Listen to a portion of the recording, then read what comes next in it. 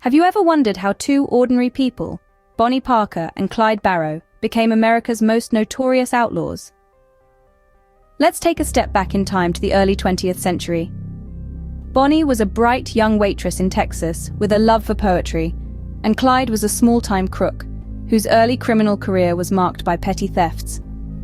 Their paths crossed in the most unexpected of ways in 1930, a meeting that would ignite one of history's most infamous criminal partnerships.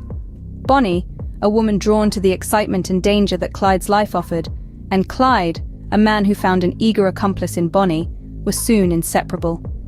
Their shared sense of rebellion and thirst for adventure set the stage for a life of crime that would captivate the nation. And so began the infamous journey of Bonnie and Clyde. What led this couple down such a dark path, and how did they manage to evade the law for so long? Bonnie and Clyde's life of crime started with small, petty robberies. Yet, as their audacity grew, so did the scale of their operations. They soon graduated to larger bank heists, often using violent methods to get their way. Joined by a gang of like-minded outlaws, they rode the central United States, leaving a trail of chaos and fear wherever they went. Their audacious exploits were matched only by their daring escapes. Time and time again, they managed to slip through the fingers of law enforcement, their notoriety growing with each successful getaway. However, their life was far from glamorous. They lived on the edge, constantly on the run, their freedom always one step away from being snatched away. Their life on the run was both thrilling and dangerous, but it could not last forever. How did the law finally catch up to Bonnie and Clyde? After a 2-year manhunt, the duo's reckless lifestyle began to seal their fate. Law enforcement agencies, led by former Texas Ranger Frank Hamer, meticulously tracked their movements, piecing together a complex puzzle from sightings and tips.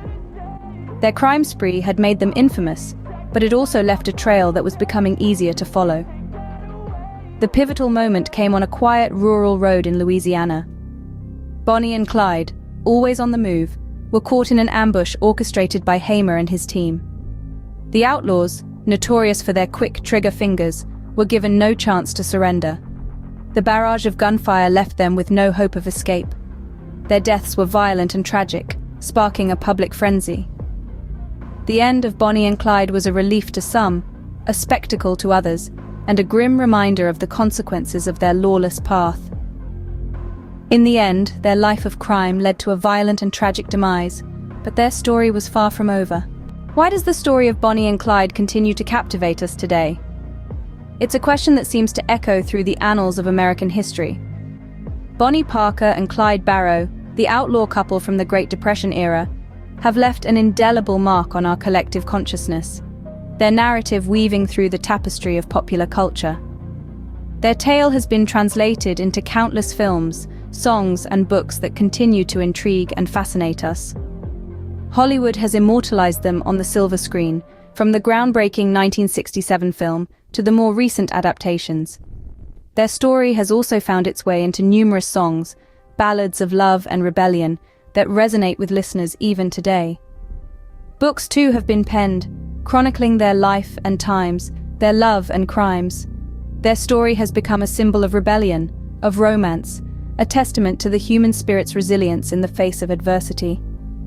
Despite their criminal activities, Bonnie and Clyde remain a symbol of rebellion and romance, an enduring part of American folklore.